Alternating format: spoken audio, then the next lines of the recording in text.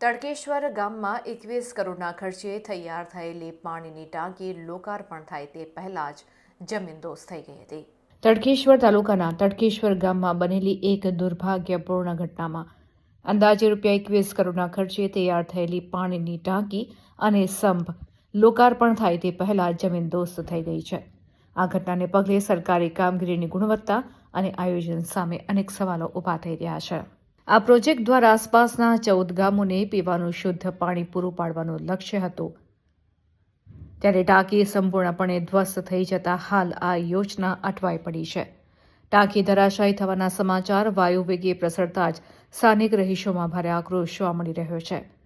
ગ્રામજનોનો આક્ષેપ છે કે કામગીરીમાં યોગ્ય તકેદારી રાખવામાં આવી નથી, જેને કારણે આટલું મોટું નુકસાન થયું છે।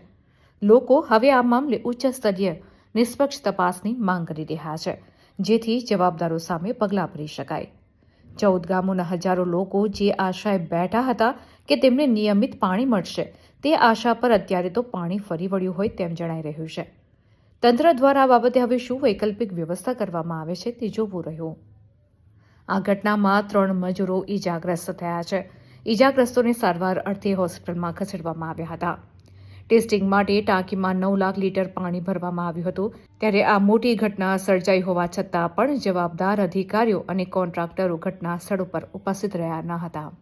ગાય પગલા જૂથ યોજનાનું આપણે પ્રગતિ હેઠળ કામ ચાલી રહ્યું હતું, જે 21 કરોડના ખર્ચે જયંતિ સુપર એજન્સીને આપણે કોન્ટ્રાક્ટ આપવામાં આવેલો છે, જેમાં આજ રોજ લગભગ 12 વાગ્યાની આસપાસ 9 લાખ લીટર કેપેસિટીની ક્ષમતા અને 15 મીટર ઊંચાઈની ટાંકી હતી, જે આજે દુરસ્ત થઈ ગઈ છે। હવે આગળ અમે આનું તપાસ કરશું કે કઈ રીતે આ થયું છે। કઈ રીતે તપાસ થશે? અત્યારે સ્ટ્રક્ચરલ એન્જિનિયર SVNIT અમે રિપોર્ટ અત્યારે કરી રહ્યા છીએ।